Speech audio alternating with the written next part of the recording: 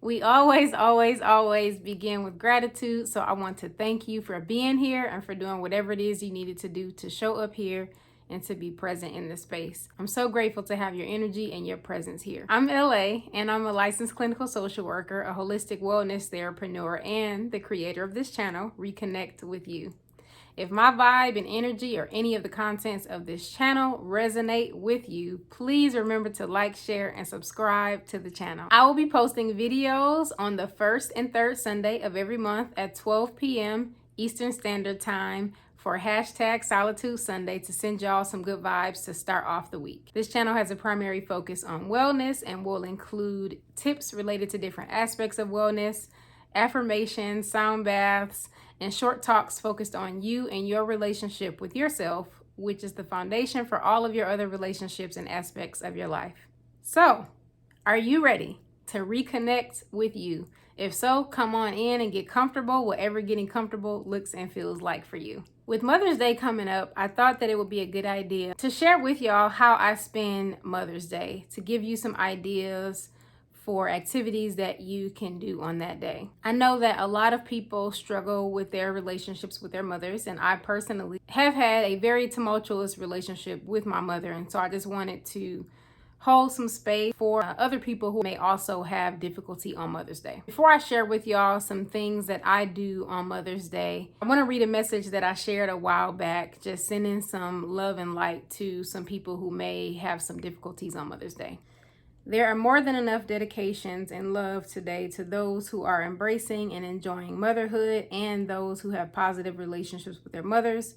So I want to send some love to those who are sometimes forgotten, those who are healing from their mothers, those who do not know who their mothers are, those who have either a non-existent or strained relationship with their mothers, those whose mothers are no longer physically here, those who have had miscarriages, those who have had abortions, those who want to have children but can't, those who are not mothers but have the qualities necessary to parent successfully, those who were mothers before they were ready and therefore resent being a mother. I hope some of what I shared there resonated with you, or that you felt seen with those words. Before I go into just sharing with you some activities that I do on Mother's Day, I just want to name that Mother's Day can be so very complicated. It is impossible for me to account for every single difficulty in this few minutes that we will have here together. So I encourage you to take whatever resonates, if anything, and leave the rest behind. The first thing that has been helpful for me as it relates to Mother's Day is changing my association with the day. In the past, I have associated Mother's Day with pain, with loss, with resentment. And in recent years, I have been very intentional about shifting the association that I have with that day. That includes what I plan for that day. I encourage you to do that if that is something that you feel like would be helpful. Shifting your association with Mother's Day can also help you to release victimhood. It can help you to feel more empowered around not only what you associate that day with, but also how you decide to celebrate that day and spend your time and energy on that day. Some of what I have done on that day is to plan some activities for that day. I have planned activities for myself for that day. I usually carve that day out on my calendar because I never know how I'm going to feel on that day and what might come up for me. And so it's really a day when I hold space for myself and really go inward and disconnect a bit from social media, which can be re-triggering, re-traumatizing. So that is some of what I have done in terms of really holding space for myself on that day. The second thing that I've done, in addition to shifting my association with that day, is finding a way to honor my mother. I encourage you to do the same if that is something that you would like to do and something that feels comfortable for you. So one small example of something that I've done in previous years, my mom loves margaritas. So I remember one year I actually made a margarita for myself in her honor. And it was something that I felt really good about. It was something that I felt like was a small way for me to honor her and for the relationship that we had. Another thing that I've done on Mother's Day is to identify needs that I had in childhood or even growing up, as an adult, needs that I had or have that have gone unmet by my mother. So these are things like saying I love you is something that I am intentional about saying to myself frequently. Something else is being affectionate. So giving hugs or receiving hugs is something that has meaning for me. And it's something that I do with myself. I hug myself and I tell myself I love you. One thing that I did as a part of my Healing and Connecting with Your Inner Child challenge that I thought was very meaningful was that I read myself a bedtime story. That's something that I went without, that I really longed for when I was growing up, was my parents, my mom reading me a bedtime story.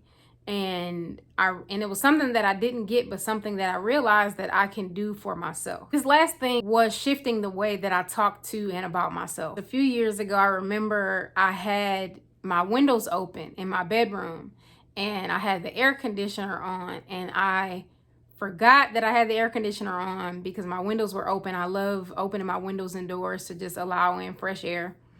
And I remember I was talking to myself and I was like, you must have lost your damn mind. You got these windows open and you letting this good air conditioner out. And I had a really good laugh with myself, but then it was just like, oh shit, you sound like your mother. That was very, very verbally abusive and unkind. And I made an agreement to myself a while ago that I would not treat myself that way. And whenever I would catch myself treating or talking to myself the way that my mother does, I would check it in right away. Something else that I do on Mother's Day is I might do an inner child activity. So I'm actually going to include below a link to my Healing and Connecting with Your Inner Child challenge so that you can see the full list of activities. The last thing that I want to name or share with you in terms of how I spend Mother's Day, I have identified what I like to call chosen mothers or mother figures or mother role models. I talked in a previous video on grief, mentioned my great aunt who was a silent mother figure for me. She passed away recently. Going back to feeling more empowered and releasing victimhood, you can get those needs met in other ways and in other relationships. In terms of identifying mother figures or mother role models, I have a close friend whose mothering I really admire and I think is very rare. And I actually don't know anyone else who mothers and parents in this way. Give a tribute to my friend because I love her and I think that her way of mothering and her approach to parenthood and mothering has been intentional in a way that I didn't even think possible, and in a way that I needed when I was younger, and in a way that I think every child deserves. Having a friend like her and the ways in which she has shared her mothering and parenting journey has been very healing for me. Her mothering in ways that really resonate with me and with my value system and with what I think mothering and parenting is and what it can be. So I would be remiss if I were talking about mothering and even remothering without giving credit to the brilliant Dr. Thema Bryant Davis, whose work I absolutely love and admire. She has done a lot of work on liberation psychology and reparenting ourselves. I am going to include below the link to Dr. Bryant Davis's website as well as her podcast called Homecoming.